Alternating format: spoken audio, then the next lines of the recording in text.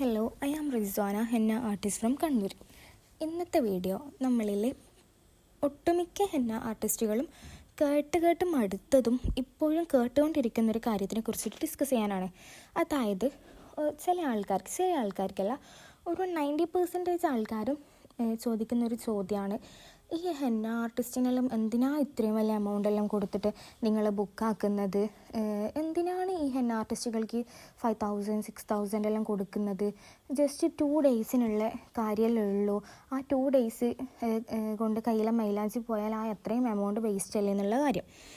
അപ്പം അവിടെ അതേ ക്ലയൻസിൻ്റെ ഒരു 15,000 അല്ലെങ്കിൽ 20,000 എല്ലാം കൊടുത്തിട്ട് ഇപ്പം ഒരു മേക്കപ്പ് ആർട്ടിസ്റ്റിനെ ആക്കുന്നുണ്ടാവും. ആ കാര്യത്തിൽ ഈ പറയുന്ന ആൾക്കാർക്ക് ഒരു പ്രോബ്ലം ഉണ്ടാവില്ല. അതുപോലെ തന്നെ ചോദിക്കുന്ന കാര്യമാണ്, ഈ ഹെന്ന ആർട്ടിസ്റ്റിൽ എന്തിനും ഇങ്ങനെ എമൗണ്ട് വാങ്ങുന്നത്? ജസ്റ്റ് ഒരു ദിവസത്തെ പണിയല്ലേ ഉള്ളൂ, ഈ ഒരു ദിവസത്തെ പണിക്ക് എന്തിനാണ് ഇത്രയും എമൗണ്ട് വാങ്ങുന്നത് എന്നുള്ളത് നിങ്ങൾ മനസ്സിലാക്കേണ്ടത്. നമ്മൾ ഈ ഒരു ദിവസത്തെ പണിയായാലും ഈ 2 ദിവസത്തെ പണിയായാലും ഓരോ ജോബിനും അതിൻ്റേതായ എഫേർട്ട് ഉണ്ട്. ഇതിപ്പോൾ നമ്മൾ ഒരു ഹെന്ന ആർട്ടിസ്റ്റ് എന്ന് പറയുന്നത് നമ്മൾ രാവിലെ സ്റ്റാർട്ട് ചെയ്താൽ ചിലപ്പം ആ ഹെന്ന ഇട്ട് കഴിയുന്നത് ഈവനിങ് ആയിരിക്കും, നൈറ്റ് ആയിരിക്കും.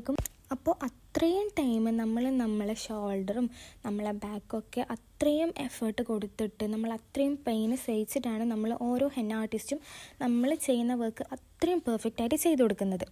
അപ്പം നിങ്ങൾ ഫസ്റ്റ് മനസ്സിലാക്കേണ്ടത് അതാണ്. പിന്നെ ചോദിക്കുന്നതാണ്, ഈ ചില ഹെന്ന ആർട്ടിസ്റ്റുകളുടെ അടുത്തൊന്നും നിങ്ങൾ അത്ര എമൗണ്ട് ഇല്ലല്ലോ, ഈ സെയിം ഡിസൈൻ ആ ഹെന്ന ആർട്ടിസ്റ്റ് നമുക്കൊരു 1000 എല്ലാം ചെയ്തു തരാമെന്ന് പറഞ്ഞല്ലോ. ഫസ്റ്റ് ഓഫ് ഓൾ, നിങ്ങൾക്ക് അങ്ങനെ ഒരു ഡിസൈൻ ഒരു ഹെന്ന ആർട്ടിസ്റ്റ് 1000 ചെയ്തു തരുമെങ്കിൽ നിങ്ങൾ തീർച്ചയായും ആ 1000 ചെയ്തു തരുന്ന ഹെന്ന ആർട്ടിസ്റ്റുകളുടെ അടുത്ത് പോവുക. നിങ്ങൾക്ക് അതാണ് ഓക്കെ എങ്കിൽ നിങ്ങൾ പോവുക. ഇപ്പം നമ്മൾ ഓരോ ക്ലയൻസിനും അവരെ വെഡ്ഡിങ് ഡേയിൽ അവരിപ്പം മേക്കപ്പ് ആയാലും ഹെന്ന ആയാലും ഡ്രസ്സായാലും എല്ലാം അത്രയും പെർഫെക്റ്റായിട്ട് അത്രയും ഹൈലൈറ്റ് ചെയ്തിരിക്കണമെന്നുണ്ടാവും. അപ്പോൾ അതുകൊണ്ടായിരിക്കാം ആ ക്ലയൻറ്റ് ഇത്രയും വലിയ എമൗണ്ട് കൊടുത്തിട്ട് ഇത്രയും പ്രൊഫഷണൽ ആയിട്ടുള്ള ഹെന്ന ആർട്ടിസ്റ്റിനെ ബുക്ക് ചെയ്യുന്നത്. പിന്നെ നിങ്ങൾ പറഞ്ഞ ഈ 2 ടൈപ്പ് ആൾക്കാർ, അതായത് ഒരു 1000 ആൾക്കാരും ഒരു 6000 ആൾക്കാരും, 2 ടൈപ്പ് ആർട്ടിസ്റ്റുകൾ.